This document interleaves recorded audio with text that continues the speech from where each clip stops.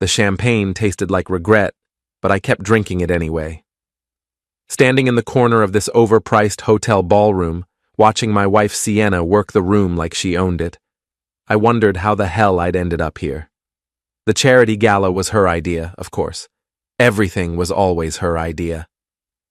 "Eli, darling, come meet the Hendersons." Sienna's voice cut through the jazz music and polite laughter.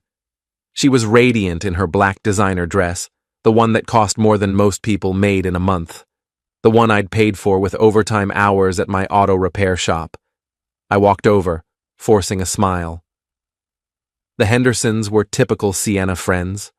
Old money, fake smiles, and the kind of people who thought manual labor was something other people did. Mrs. Henderson looked at my hands with barely concealed disgust, probably noticing the motor oil stains I could never quite scrub away. "Eli owns a little garage downtown," Sienna said, her tone making it sound like I collected garbage for a living. "It's so quaint, isn't it?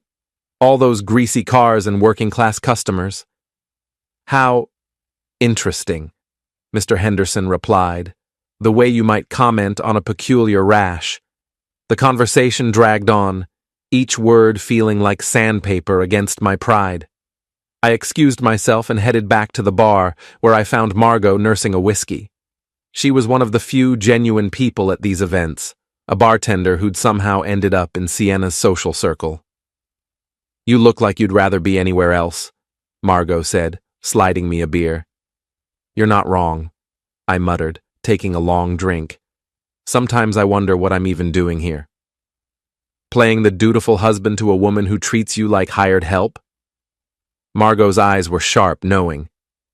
"Eli, you're a good man. You deserve better than this."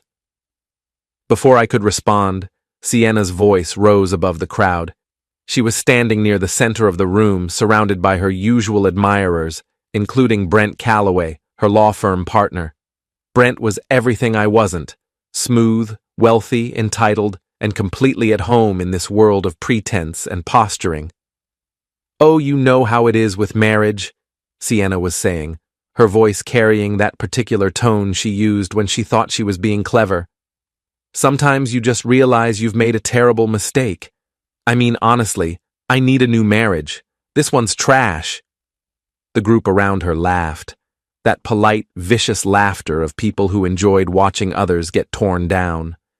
I felt every eye in the room turn toward me, waiting for my reaction. The humiliation burned in my chest like acid. I walked over slowly, my beer still in hand, and looked directly at Sienna. Her green eyes were bright with malicious amusement, probably expecting me to stammer some weak defense or slink away in embarrassment. Instead, I reached into my jacket pocket and pulled out a manila envelope. "Glad we finally agree," I said, my voice calm and clear. I handed her the envelope. "Divorce papers, already signed on my end." The laughter died instantly. The entire room went silent, except for the jazz quartet, who kept playing obliviously in the corner. Sienna's face went white, then red, then white again. She opened the envelope with shaking hands, scanning the legal documents inside. You're serious?" she whispered. "Dead serious," I replied. "I've had them drawn up for weeks. Just been waiting for the right moment. Thanks for providing it." Brent stepped forward, his face flushed with anger. "Now wait just a minute." "This doesn't concern you, Brent," I said, not taking my eyes off Sienna, "though I'm sure you'll be very concerned with it soon enough." I turned to address the crowd, all of whom were staring at us like we were the evening's entertainment. "Ladies and gentlemen, I apologize for interrupting your lovely evening. Please, don't let our little domestic drama spoil your fun. After all, as my wife just explained, some marriages are just trash, and trash belongs on the curb." I finished my beer, set the empty bottle on a nearby table, and walked toward the exit.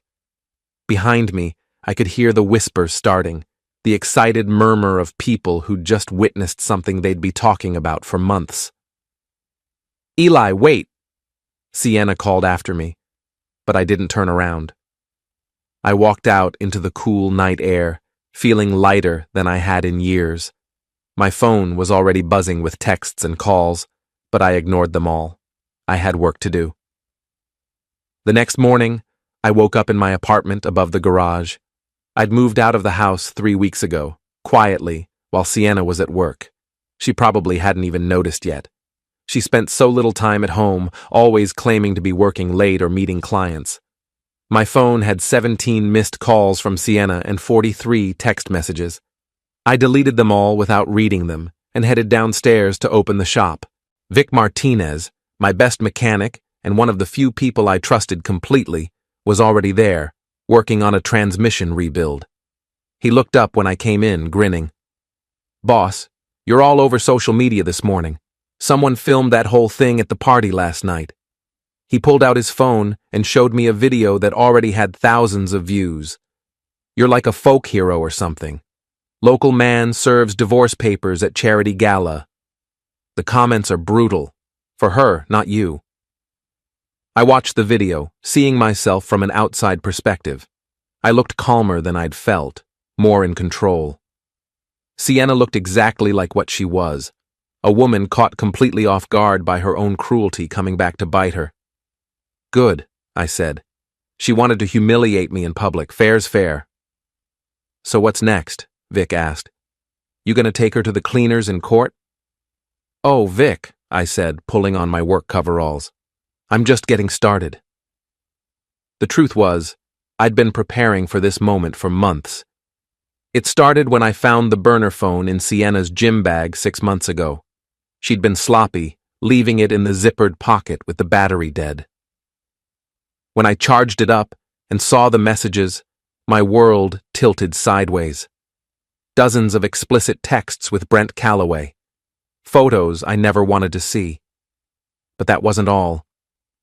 There were messages with at least 3 other men, including Tom Wheeler, who I'd considered one of my closest friends. The betrayal cut deeper than the adultery itself.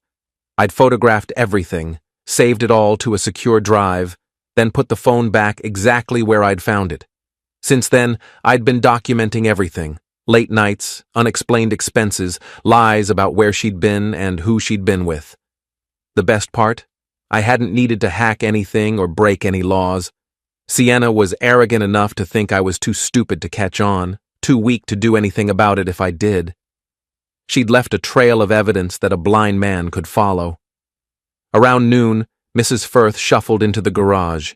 She was 83 years old, lived 2 blocks away, and had been bringing her ancient Buick to me for tune-ups for the past 5 years. She was also the most observant person I'd ever met. "Eli, dear, I saw the news about you and that awful wife of yours," she said, patting my arm with her wrinkled hand. "Good for you. I never liked her." "Thanks, Mrs. Firth. What can I do for you today?" "Well, it's not about my car this time. It's about that information you asked me to keep track of."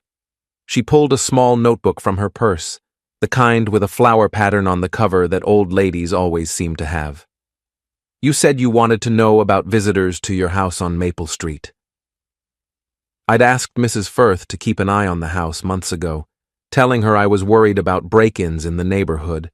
It wasn't entirely a lie. I was worried about someone breaking into my life and stealing everything that mattered. "That lawyer fellow, Brent Calloway, he's been coming by regular as clockwork," she continued, flipping through her notes. "Tuesdays and Thursdays, usually around 2 in the afternoon. Stays about an hour. Never parks in your driveway, always down the block. Sneaky, if you ask me." "Anyone else?" "Oh, yes. That Wheeler boy, you know, Tom Wheeler. He's been by several times, always when your wife's car is there but yours isn't. And there was another man, didn't recognize him. Fancy car, though, one of those foreign sports cars." I thanked Mrs. Firth and gave her a free oil change for her trouble. The picture was becoming clearer, and it was uglier than I'd imagined.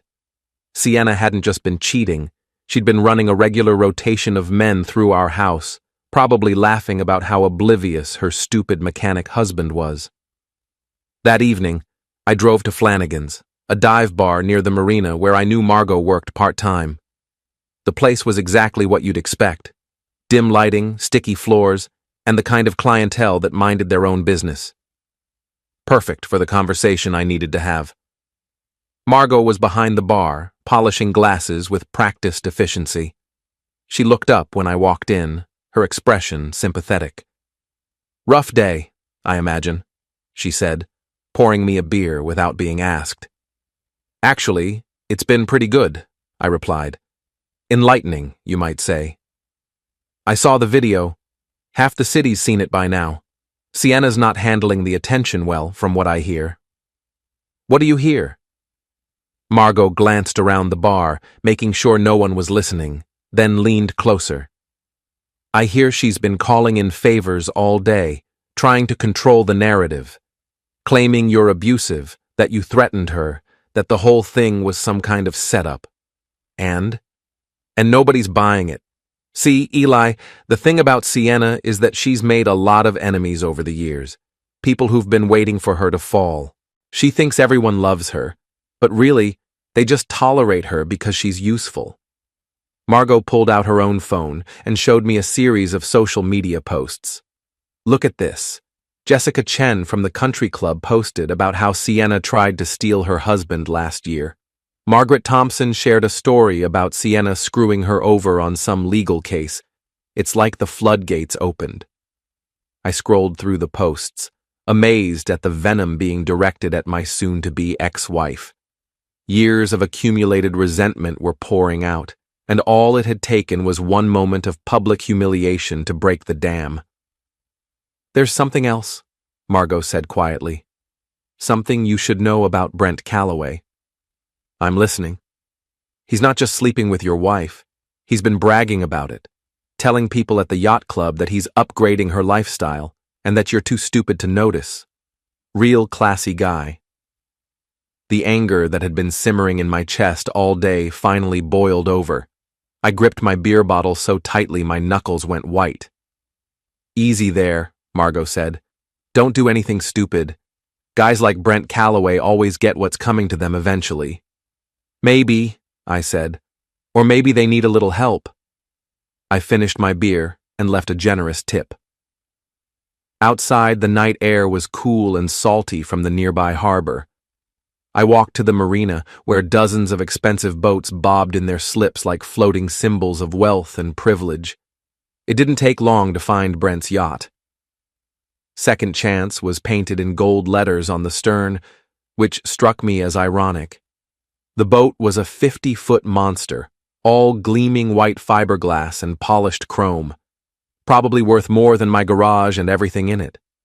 I stood on the dock for a long time, studying the boat, thinking about Brent Calloway's smug face and his casual cruelty.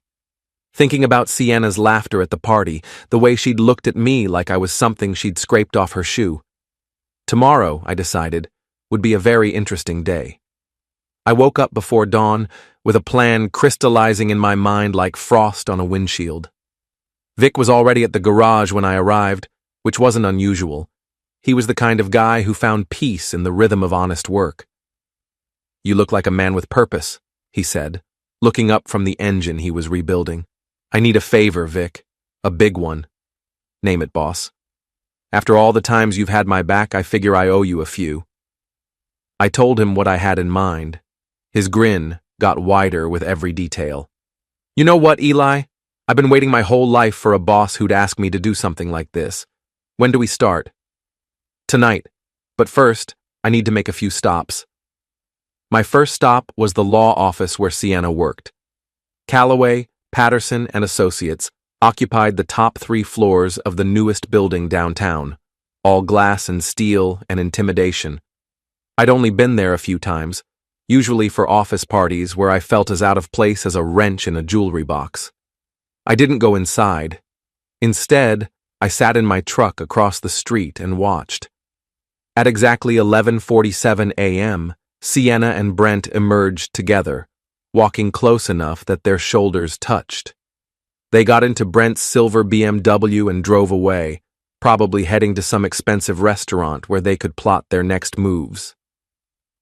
I followed at a distance, my old Ford pickup invisible among the downtown traffic. They went to Chez Laurent, a French place that charged $30 for a piece of fish the size of a business card. I parked where I could see the entrance and settled in to wait. They emerged an hour later, and this time they weren't being subtle about their relationship. Brent's hand was on the small of Sienna's back, and she was laughing at something he'd said, tilting her head back in that way she used to do with me, back when she still pretended to find me interesting. I followed them to the Marriott downtown. They went up to the elevator together, and I didn't need a private investigator's license to figure out what happened next. My phone buzzed with a text from an unknown number. When I opened it, I saw a photo of Sienna and Brent in the hotel lobby, his arm around her waist, her hand on his chest. The message read, "Thought you might want to see this. A friend." I stared at the photo for a long moment, then forwarded it to my lawyer with a note. For the file. That evening, Vic and I drove to the marina in his beat-up van. The security at the marina was a joke. One sleepy guard in a booth who spent most of his time watching YouTube videos on his phone. We parked at the far end of the lot and walked casually toward the docks. Second Chance sat in its slip like a monument to arrogance. Up close, it was even more impressive and obnoxious than I'd remembered. The kind of boat that screamed, "I have more money than taste." "Nice boat," Vic whispered. "Shame if something happened to it." "Nothing permanent," I reminded him. "Just educational." We'd brought a toolbox with us, and to anyone watching, we looked like marine mechanics doing routine maintenance, which, in a way, we were. The first modification was simple but effective. We swapped a few key wires in the engine compartment, nothing that would cause permanent damage, but enough to ensure that the next time Brent tried to take his floating palace out for a spin, he'd find himself dead in the water about a quarter-mile from shore. The second modification was more creative. Vic had brought a small dead fish, a particularly ripe mackerel he'd found behind a seafood restaurant. We tucked it deep inside the boat's air conditioning system, where it would be impossible to find, but impossible to ignore once the smell started developing. The third modification was pure psychological warfare. Using stencils and washable paint, we carefully applied the word "homewrecker" to the hull, positioned so it would only be visible when the tide was low. By morning, half the marina would see it. "You think this is enough?" Vic asked as we packed up our tools. "Oh, this is just the beginning," I said. "Brent Calloway has no idea what he's gotten himself into." We were walking back to the van when my phone rang. The caller ID said Sienna, but I let it go to voicemail. Then it rang again. And again. Finally, I answered. "What do you want, Sienna?" "Eli, we need to talk. This whole thing has gotten out of hand." "Has it? I thought you were enjoying the attention. Isn't that what you wanted when you decided to humiliate me in front of half the city?" "I never meant— Look, can we just meet somewhere? Please? I think there's been a misunderstanding." "The only misunderstanding was me thinking you had a shred of decency left. But sure, let's meet. Tomorrow morning, 10 a.m. at the garage. Come alone." "Eli, I hung up and turned off the phone. The next morning, Sienna showed up at the garage right on time, driving her white BMW convertible. She was dressed in what I'd come to think of as her serious lawyer outfit: navy blue suit, minimal jewelry, hair pulled back in a severe bun. The look that said, "I'm about to destroy you in court and enjoy every minute of it." But something was different. Her usual confidence seemed forced, and there were dark circles under her eyes that even her expensive makeup couldn't completely hide. "Hello, Eli," she said, stepping carefully around a puddle of motor oil. "Sienna, you wanted to talk? So talk." She looked around the garage, taking in the organized chaos of tools and parts and half-finished repairs. "Do you think we could go somewhere more private?" "This is plenty private. Vic's out on a service call and I don't have any customers scheduled until noon. Say what you came to say." She took a deep breath, and for a moment, I saw a flash of the woman I'd fallen in love with 8 years ago. Vulnerable, uncertain, human. "I want to apologize," she said. "What I said at the party was cruel and unnecessary. I was drinking, and I was showing off, and I said something terrible. I'm sorry." "Are you sorry you said it, or sorry everyone heard you say it?" "Both, neither. I don't know." She ran a hand through her hair, disturbing the perfect styling. "Everything's falling apart, Eli. The partners at the firm are asking questions, people are talking. My reputation—" "Your reputation?" I laughed, but there was no humor in it. "That's what you're worried about? Your reputation?" "It's my career, Eli. It's everything I've worked for." "And what about our marriage? Was that everything you worked for, too?" She looked away, unable to meet my eyes. "The marriage was already over. We both know that." I didn't know that, but then again, I didn't know a lot of things. Like how you've been screwing Brent Calloway in our bed for the past 6 months, or how you've been telling people I'm too stupid to notice. Her face went pale. "How did you—" "No? Come on, Sienna. You're a smart woman, but you're not nearly as clever as you think you are. You left your burner phone in your gym bag with a dead battery. Did you really think I wouldn't charge it up and take a look?" She staggered backward like I'd slapped her. "You went through my phone?" "Your burner phone, the one you bought specifically to hide your affairs from your stupid husband. And it wasn't just Brent, was it? Tom Wheeler, that prosecutor from the DA's office, that judge from the appellate court. How many men have you been sleeping with, Sienna? You don't understand. I understand perfectly. You wanted to have your cake and eat it too. Keep me around to pay the bills and maintain your respectable married image, while you screwed your way through the legal community. Did you ever love me? Or was I just convenient?" Tears were streaming down her face now, cutting tracks through her makeup. "Of course I loved you. I still love you. No, you don't.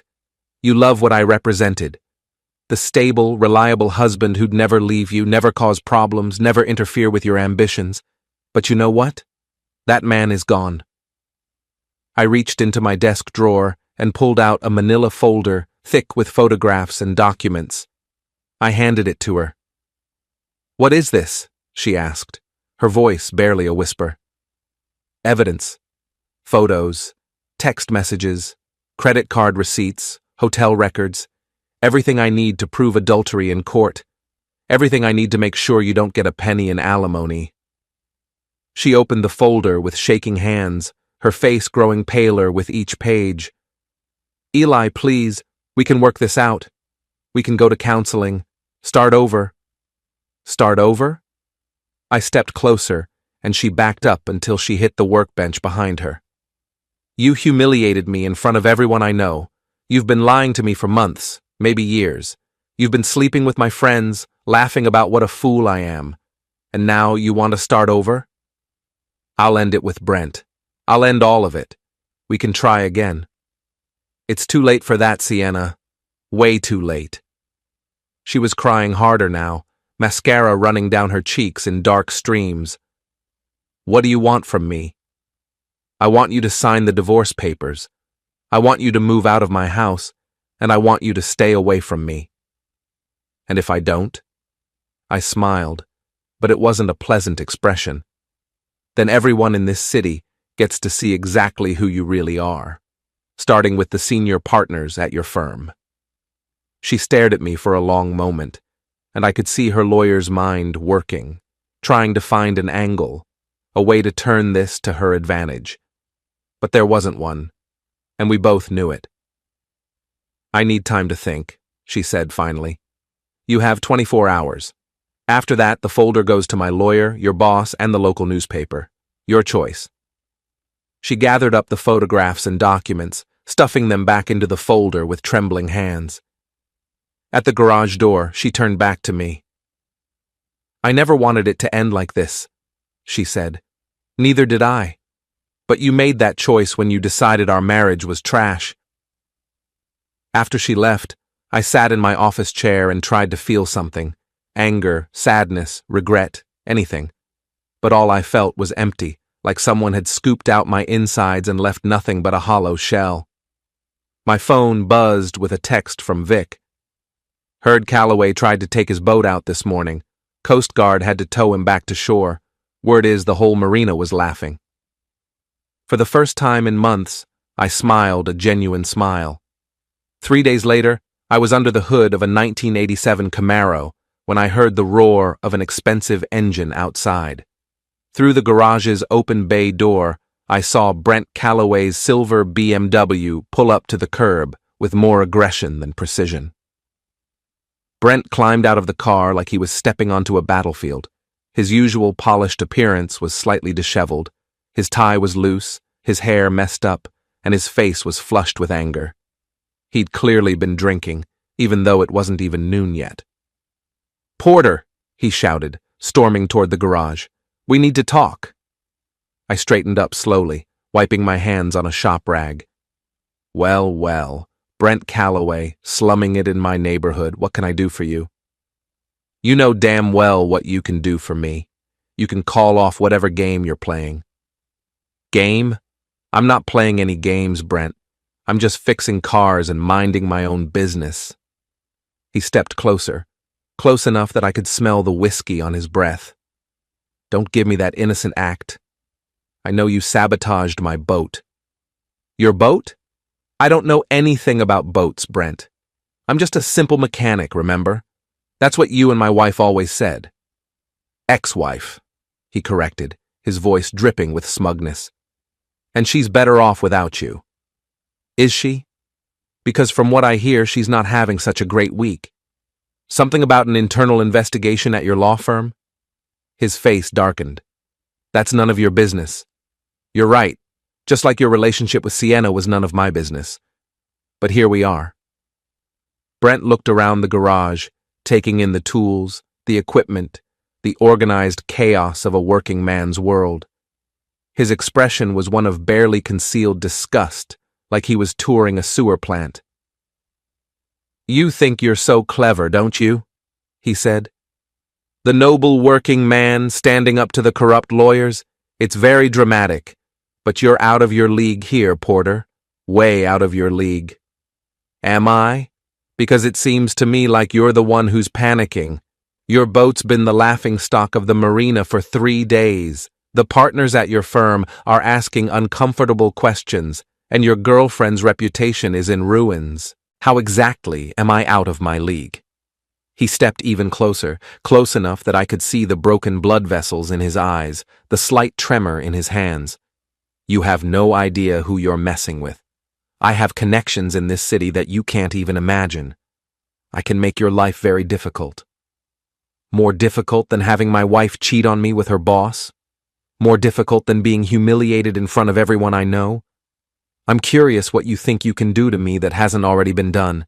I can destroy your business. I can have the city inspect every inch of this place until they find violations. I can make sure you never get another customer. I laughed, genuinely amused. Go ahead, Brent. I've been running this garage for 12 years. Every repair is documented, every part is accounted for, every environmental regulation is followed to the letter. You want to bring the city down on me? Be my guest. His face was getting redder by the minute. You arrogant piece of... Careful, I said, my voice dropping to a dangerous quiet. You're on my property now, and I'm not the kind of man who takes threats lightly. For a moment we stood there facing each other like gunfighters in an old western. Then Brent seemed to remember where he was and who he was dealing with. His lawyer's instincts kicked in, and he took a step back. This isn't over, he said. No, it's not. But you might want to think very carefully about your next move. Because so far, I've been playing nice. He turned and stalked back to his BMW, but instead of getting in, he stopped and pulled out his phone. I watched him make a call, his voice too low for me to hear the words, but his body language screaming frustration and rage.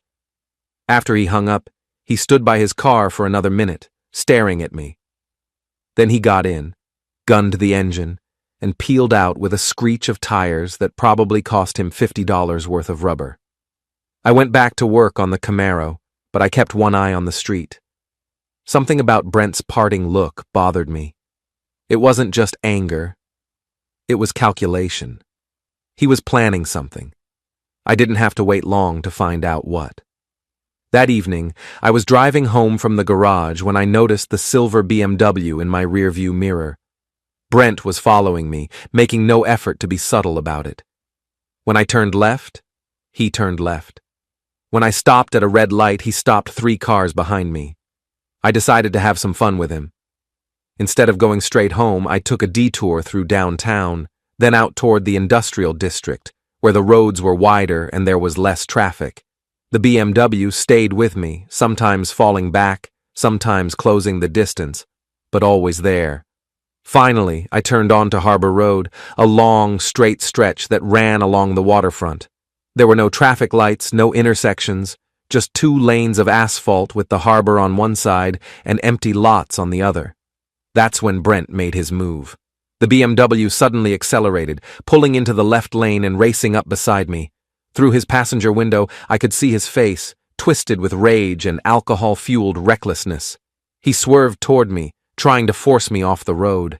I yanked the steering wheel to the right, my truck's tires kicking up gravel as I fought to stay on the pavement. The BMW swerved again, this time clipping my rear bumper with a metallic crunch. "You want to play?" I said to myself. "Let's play." I'd been racing cars since I was 16 years old. Nothing professional, just weekend drag races and the occasional street race when I was young and stupid, but muscle memory doesn't fade, and my old Ford pickup had more under the hood than its battered exterior suggested. I downshifted and floored the accelerator. The truck's engine roared, and I pulled ahead of the BMW. In my rearview mirror, I saw Brent's surprised face as I left him behind. But he wasn't giving up. The BMW was faster in a straight line, and he quickly caught up, pulling alongside me again. This time, he didn't try to ram me, he just kept pace, both of us doing 70 miles an hour on a road with a 45 mph speed limit. Up ahead, I saw what I was looking for, the entrance to the old shipyard, a maze of narrow roads and dead ends that had been abandoned when the shipping industry moved to deeper ports. I knew those roads like the back of my hand, having spent countless hours there as a teenager. I waited until the last possible second, then yanked the wheel hard to the right, my truck sliding sideways through the shipyard entrance. Behind me, I heard the squeal of brakes as Brent tried to follow, his BMW's luxury suspension not designed for the kind of abuse I was dishing out. The chase continued through the shipyard's winding roads, past rusted cranes and abandoned buildings. I led him deeper into the maze, taking turns I knew by heart, using every advantage my local knowledge gave me. Finally, I turned onto Pier 7, a dead-end road that terminated at an old loading dock. I drove to the end and stopped, then got out of my truck and waited. 30 seconds later, the BMW came screaming around the corner, Brent probably expecting to have me trapped. Instead, he found Vic's tow truck blocking the road behind him and me standing calmly by the water's edge. Brent slammed on his brakes, his BMW sliding to a stop just 20 feet away from me. He sat in his car for a moment, probably trying to figure out how he'd been outmaneuvered by a simple mechanic. Finally, he got out of the car. His expensive suit was wrinkled, his hair was a mess, and his hands were shaking. Whether from adrenaline or alcohol, I couldn't tell. "You think you're clever?" he shouted, his voice echoing off the empty buildings around us. "Cleverer than you, apparently," I replied. What was the plan here, Brent? Run me off the road? Beat me up? Kill me in a convenient accident? You're paranoid. Am I? You followed me, tried to ram me off the road, and chased me through half the city? That doesn't sound like the behavior of an innocent man. Vic climbed down from his tow truck, a tire iron in his hand. "Everything okay here, boss?" "Just fine, Vic. Mr. Calloway was just leaving." Brent looked at Vic, then at me, then at the dead-end road behind him. The reality of his situation was finally sinking in. "This is kidnapping," he said, but his voice lacked conviction. "No, this is a conversation. You wanted to talk, so let's talk. You threatened my business, followed me, and tried to run me off the road. In most states, that would be called assault with a deadly weapon. You can't prove anything. I pulled out my phone and showed him the screen. Dashcam footage. Everything from the moment you started following me to the moment you tried to ram my truck. High definition, time-stamped, and automatically uploaded to cloud storage. His face went white. You're bluffing. Am I? You want to bet your law license on it? For the first time since this whole mess started, Brent Calloway looked genuinely scared. The arrogant, entitled lawyer was gone, replaced by a man who was starting to realize just how much trouble he was in. "What do you want?" he asked quietly. "I want you to stay away from me. I want you to stop threatening my business. And I want you to think very carefully about whether Sienna is worth destroying your career over. She loves me. Does she? Or does she love what you represent? The money, the status, the lifestyle? Because from where I'm standing, it looks like she's about to drag you down with her." I walked closer to him, close enough to see the fear in his eyes. "Here's the thing, Brent. I used to be angry at you. I used to want revenge, but now I just feel sorry for you, because you have no idea what you've gotten yourself into." What's that supposed to mean? It means Sienna doesn't love you any more than she loved me. You're just the next meal ticket, the next stepping stone in her climb to whatever she thinks she wants. And when you're no longer useful to her, she'll discard you, just like she discarded me. I turned and walked back toward my truck. "Vic, move the tow truck. Mr. Calloway is leaving." "You sure, boss? I was just starting to have fun." "I'm sure. I think Mr. Calloway has learned what he needed to learn." As Vic moved his truck, I got back into my Ford and started the engine. Through his windshield, I could see Brent sitting in his BMW, staring at his steering wheel like it might provide answers to questions he didn't even know how to ask. I drove away, leaving him alone in the abandoned shipyard with his expensive car and his expensive problems. In my rearview mirror, I watched him sit there for another full minute before finally starting his engine and driving away. The call came at 3 in the morning, jolting me out of a deep sleep.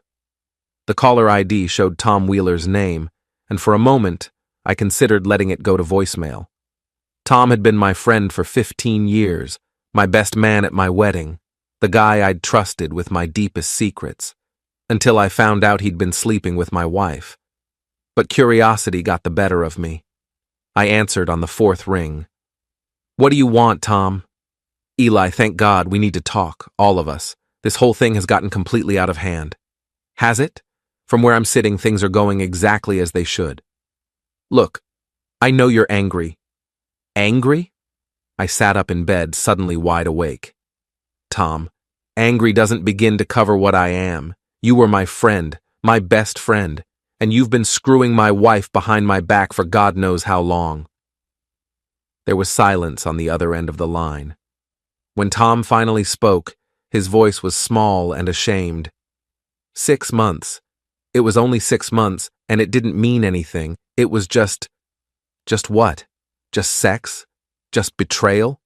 Just the complete destruction of everything I thought I knew about the people closest to me? "Eli, please. Let me explain." "Explain what? How you looked me in the eye every Sunday at poker night while you were sleeping with my wife? How you gave that speech at my birthday party about friendship and loyalty while you were planning your next rendezvous with Sienna? It wasn't like that? Then what was it like, Tom? Help me understand how my best friend could do something like this."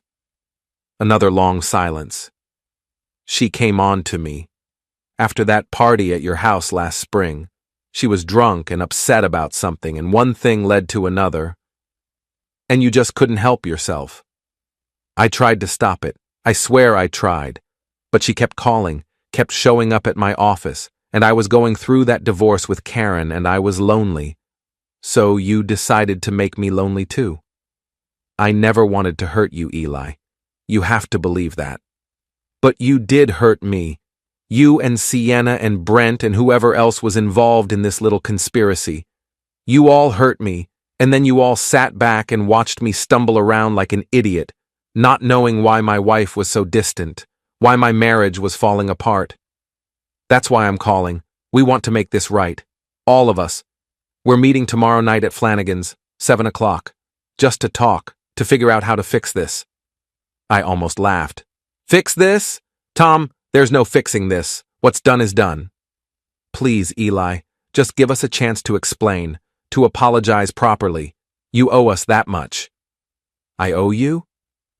The rage that had been simmering in my chest for months finally boiled over. I don't owe you anything, not anymore.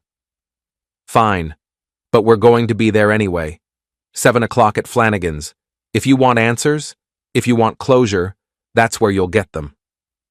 He hung up before I could respond. I lay in bed for the rest of the night, staring at the ceiling and thinking about friendship and betrayal and the strange ways that people justify their worst impulses. By the time dawn broke, I'd made my decision. I was going to that meeting, but not for the reasons they expected. The next evening, I arrived at Flanagan's 15 minutes early. The bar was nearly empty, just a few regulars nursing their drinks and watching a baseball game on the ancient television above the bar. Margot was working, and she gave me a knowing look when I walked in. They're in the back room, she said, nodding toward a door marked private. They? Your wife, her boyfriend, and that Wheeler character. They've been here for an hour, drinking and whispering like they're planning a bank robbery. I ordered a beer and sat at the bar, watching the baseball game and waiting. At exactly 7 o'clock, I walked to the back room and pushed open the door. Sienna, Brent, and Tom were sitting around a small table, empty glasses and crumpled napkins scattered in front of them. They looked up when I entered, and I could see the guilt and fear in their faces. Eli, Sienna said, half rising from her chair, thank you for coming. I didn't sit down. Instead, I stood by the door, my arms crossed, studying the three people who had collectively destroyed my life. Well, I said, you wanted to talk. Talk. Tom cleared his throat. Eli, we all want you to know how sorry we are. What happened between us, between all of us, it was wrong. We know that. Do you? Because from where I'm standing, it looks like you're all pretty happy with how things turned out. Sienna got her divorce, Brent got his girlfriend, and you got your 6 months of excitement. Everybody wins, except for the stupid mechanic. Brent leaned forward, his lawyer's instincts kicking in. Look, Porter, we're trying to be reasonable here. We're trying to make amends. Are you? What exactly are you offering? Money? An apology? A promise to be more discreet next time? We're offering to leave you alone, Sienna said quietly. To let you move on with your life without any more drama or complications. How generous of you. And what do you want in return? The three of them exchanged glances. Finally, Tom spoke up. We want you to stop. The sabotage, the surveillance, the public humiliation. We want you to sign the divorce papers and walk away. And if I don't? Brent's face hardened. Then we'll be forced to take legal action. Harassment, stalking, destruction of property. We have enough evidence to put you away for a long time. I laughed, genuinely amused. Evidence? What evidence? We know you sabotaged my boat, Brent said. Prove it. We know you've been following us, taking pictures, gathering information. All perfectly legal. Amazing what you can learn just by keeping your eyes open.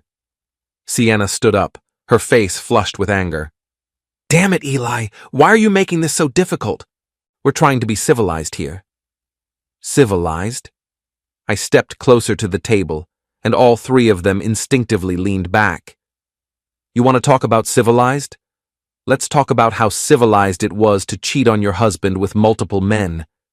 Let's talk about how civilized it was to betray your best friend. Let's talk about how civilized it was to humiliate me in front of everyone I know. We made mistakes, Tom started. Mistakes? I slammed my hand on the table, making the glasses jump. You call this mistakes? This wasn't a mistake. This was a calculated campaign of betrayal and humiliation that went on for months. Maybe years. You're right, Sienna said, tears starting to flow down her cheeks. You're absolutely right. We're terrible people, and we did terrible things, and we deserve whatever happens to us. But please, Eli, please, just let us try to make it right. How? How do you make something like this right?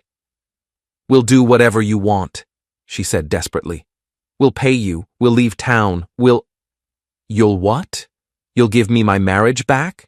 You'll give me back the 15 years I wasted believing in friendship and loyalty and love? You'll give me back the ability to trust people? The room fell silent. Outside, I could hear the muffled sounds of the bar. Laughter, conversation, the clink of glasses. Normal people living normal lives, not sitting in a back room trying to negotiate the terms of their own destruction.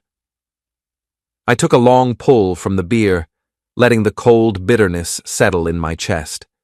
The noise of the bar washed over me.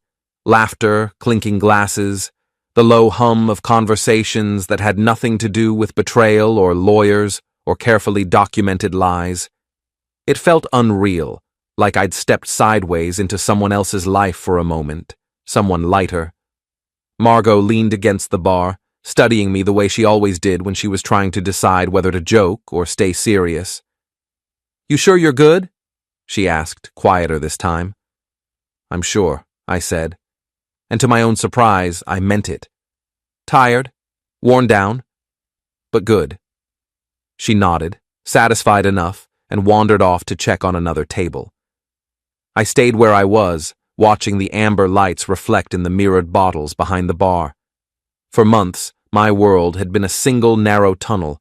Evidence, timelines, late nights replaying conversations in my head, wondering where exactly everything had gone wrong. Standing there now, the tunnel finally felt like it had an exit. A couple of regulars slid onto the stools beside me. They didn't ask questions. They didn't need to. In a town this size, people knew when to let silence do the work. One of them clinked his glass gently against mine.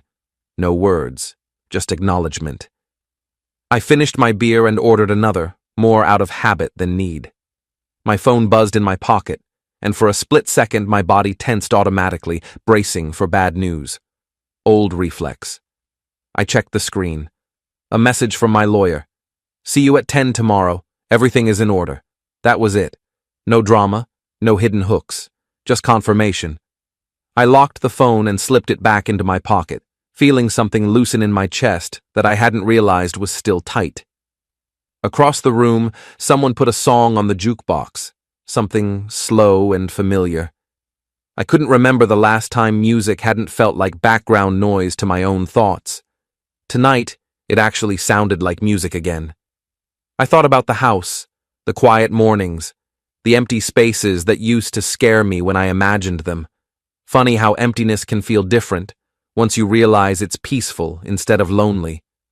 I'd repaint the bedroom, maybe finally fix the back porch. Little things, normal things, the kind of plans that don't revolve around damage control. From the hallway leading to the back rooms, there was a brief flash of movement, someone stepping out, then retreating. I didn't look closely. I didn't need to. Whatever was happening back there was no longer my responsibility. That realization felt like a clean cut, precise and final. Margot returned and set down a bowl of pretzels in front of me. On the house, she said. Figured you earned it. Careful, I replied. You keep being this nice, people will talk. She smirked. Let them. This town survives on talking. I laughed, a real laugh this time, and shook my head. She was right. People would talk. They always did. But for once, the story wasn't something I needed to fight or spin or correct. It existed on its own now, separate from me. I paid my tab and stood, feeling the pleasant heaviness in my limbs that comes from a long day finally ending. As I headed for the door, I paused, taking one last look around the bar, the place where things had quietly shifted without fireworks or speeches, just a simple understanding that the worst was behind me. Outside, the night air was cool and sharp. I took a deep breath and let it fill my lungs. Tomorrow would be paperwork and signatures and finality. Tonight was mine. I walked to my car without looking back, already thinking about the morning light through my kitchen windows, the coffee I'd make, the silence I'd finally get to enjoy. The past had said everything it needed to say. From here on out, the rest of the story was up to me. 2 weeks later, I was working late at the garage when Vic burst through the door, his face flushed with excitement. "Boss, you need to see this," he said, shoving his phone in my face. "It's all over social media." The video was shaky, obviously shot on someone's phone, but the audio was crystal clear. It showed Sienna, Brent, and Tom huddled around a table in what looked like a hotel bar, their voices low but audible. "We need to make him look unstable," Sienna was saying. "Dangerous, like he's been threatening us." "I can get a restraining order," Brent added. "Claim he's been stalking us, harassing us. Make it look like he's the problem."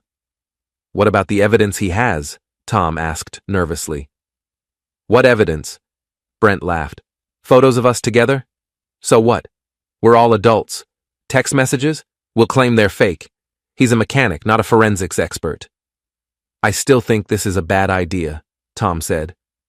"It's the only idea we have," Sienna snapped. "Unless you want to spend the rest of your life as the laughingstock of this town."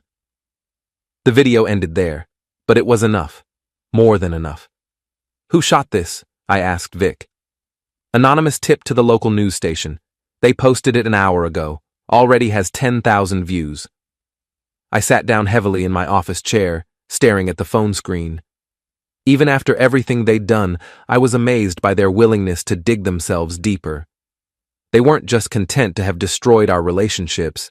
Now they wanted to destroy my reputation and possibly my freedom. "What are you going to do, boss?" "I'm going to end this, once and for all." The next morning, I called my lawyer and arranged to have copies of all my evidence delivered to the district attorney's office. Not because I wanted to press charges, I had no interest in seeing any of them in jail, but because I wanted it on record that I was the victim here, not the perpetrator. Then I called Detective Sarah Martinez, an old friend from high school who worked in the police department's fraud division. "Eli Porter," she said when she answered the phone. "I was wondering when I'd hear from you. Half the city's talking about your divorce."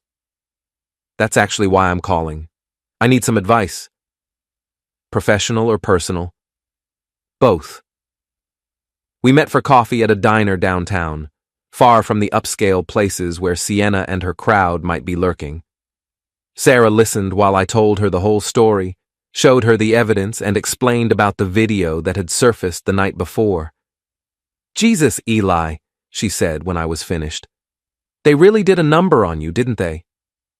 The question is, what do I do about it? Legally? You've got them dead to rights on conspiracy charges if you want to pursue it. That video shows clear intent to file false police reports and perjure themselves in court. That's serious stuff. But prosecuting them won't give you what you really want, which is your life back. It'll just drag this out for another year or two, keep you tied to them, keep you reliving all of this over and over again. So what do you suggest?" Sarah smiled, and I remembered why I'd had such a crush on her in high school. "I suggest you let them hang themselves, which, from the looks of things, they're already doing." She was right. Over the next few days, the video of their conspiracy went viral. Local news stations picked it up, then regional ones, then national ones. The story had everything: adultery, betrayal, conspiracy, and a working-class hero standing up to entitled elites. Sienna's law firm put her on indefinite suspension pending an investigation. Brent was facing disbarment proceedings. Tom lost his job at the insurance company when his boss decided he was too much of a liability. But I wasn't done yet.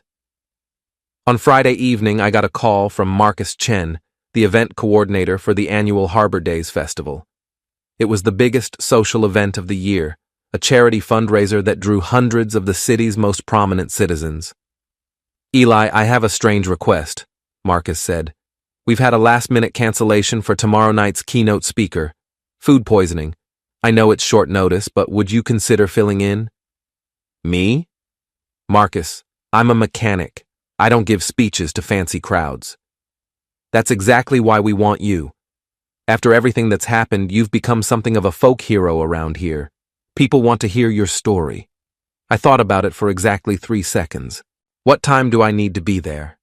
The Harbor Days Festival was held in the ballroom of the Grand Harbor Hotel, the same place where Sienna and I had attended countless charity events over the years, the same place where she'd introduced me as her little garage owner husband to people who looked at me like I was something they'd scraped off their shoes. Tonight was different. I arrived early and stood at the back of the room, watching the crowd filter in. The usual suspects were all there: lawyers, doctors, business owners, politicians, the people who ran this city and knew it. What they didn't know was that I'd invited some guests of my own. At exactly 7 o'clock, Marcus introduced me to scattered applause. I walked to the podium, adjusted the microphone, and looked out at the sea of faces. In the third row, I spotted Sienna, Brent, and Tom, sitting together like co-conspirators at their own trial. "Good evening," I said. "My name is Eli Porter, and I fix things for a living." A few chuckles from the crowd. Cars mostly, but lately I've been working on a different kind of repair job. See, about 6 months ago, I discovered that my marriage was broken, not just damaged, completely, irreparably broken. And like any good mechanic, I wanted to understand why. The room was completely silent now. What I found was that the problem wasn't with the marriage itself. The problem was with the people in it, specifically with the lies, the betrayal, and the complete lack of respect that some people have for the commitments they make.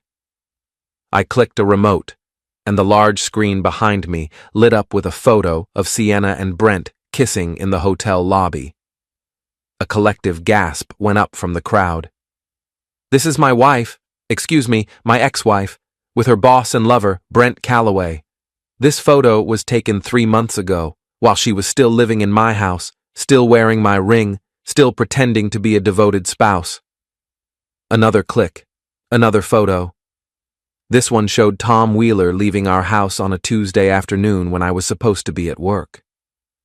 And this is my former best friend, Tom Wheeler, also leaving my house during one of his regular visits with my wife. 15 years of friendship, apparently, wasn't enough to keep him from betraying me in the most intimate way possible. The crowd was completely silent now, all eyes fixed on the screen. In the third row, Sienna was crying, Brent was staring at his hands, and Tom looked like he wanted to disappear. Now, you might be wondering why I'm sharing this with all of you. After all, these are private matters, personal failures, the kind of thing that decent people keep to themselves. I paused, letting the tension build. But here's the thing. These 3 people didn't keep it to themselves. They made it public when they decided to humiliate me at a charity event, just like this one. They made it public when they conspired to frame me as an abuser and a stalker. They made it public when they decided that their reputations were more important than the truth. Another click, and the screen showed a transcript of their conversation from the hotel bar video. This is a transcript of a conversation recorded just last week, in which my ex-wife, her lover, and my former best friend planned to file false police reports against me, to perjure themselves in court, and to destroy what was left of my reputation in order to save their own. The crowd was getting restless now. I could hear whispers, see people turning to look at Sienna's table with expressions of disgust and contempt. "But you know what the funny thing is?" I continued. "They didn't need to destroy my reputation. I'm just a mechanic. I fix cars, I pay my taxes, I mind my own business. I was never a threat to them." I turned to look directly at Sienna, Brent, and Tom. The only threat to their reputations was their own behavior. The only thing that could destroy their careers and their social standing was the truth about who they really are. I clicked the remote one more time, and the screen went black. So here's what I've learned from all of this. I've learned that some people will do anything, lie, cheat, betray, conspire, to avoid facing the consequences of their actions. I've learned that wealth and education and social status don't make you a better person. Sometimes they just make you a more sophisticated kind of criminal. I looked back out at the crowd, many of whom were nodding in agreement. But I've also learned something else. I've learned that the truth has a way of coming out, no matter how hard people try to bury it. I've learned that decent people, people like all of you, can recognize genuine remorse from calculated manipulation. And I've learned that sometimes the best revenge is simply letting people show the world who they really are. I stepped back from the podium. Thank you for your time, and thank you for listening to the truth. The applause started slowly, just a few people clapping. Then more joined in, and more, until the entire ballroom was on its feet, giving me a standing ovation that lasted for nearly 5 minutes. As I walked off the stage, I passed Sienna's table. She was sobbing uncontrollably, her carefully applied makeup running down her cheeks in dark streams. Brent was staring straight ahead, his face pale and expressionless. Tom had his head in his hands. None of them looked at me as I passed. Outside the hotel, I found Vic waiting by my truck, grinning from ear to ear. "Boss, that was beautiful. Just beautiful. You should have seen their faces when you started showing those photos. Did you get it all on video?" "Every second. Already uploading to YouTube." I climbed into my truck and started the engine. In the rearview mirror, I could see people streaming out of the hotel, most of them talking animatedly on their phones, probably sharing what they'd just witnessed with friends and family who hadn't been there. By morning, everyone in the city would know the truth. Not the version Sienna and Brent and Tom had been trying to sell, but the real truth, the whole truth. And that, I realized, was all I'd ever really wanted. I drove home through the quiet streets, past the marina where Brent's boat still sat in its slip with Homewrecker painted on the hull, past the law office where Sienna would probably never work again, past the bar where Tom used to meet his insurance clients before word got out about his character. At my apartment above the garage, I poured myself a beer and sat on the fire escape, looking out over the city lights. My phone was buzzing constantly with calls and texts from reporters, friends, and strangers who wanted to congratulate me or get more details about the story. I ignored them all. Tomorrow, I would go back to work. I would fix cars, help customers, and rebuild the quiet, honest life that had been taken from me. The drama was over. The revenge was complete. The truth had been told. Sienna had joked that our marriage was trash, and I had agreed. But trash, I'd learned, has a way of revealing itself, and once it's exposed to the light, everyone can see it for what it really is. I raised my beer in a silent toast to the city spread out below me, to new beginnings and old friends, to justice served and debts paid in full. "Glad we finally agree," I said to the night air, and for the first time in months, I slept peacefully.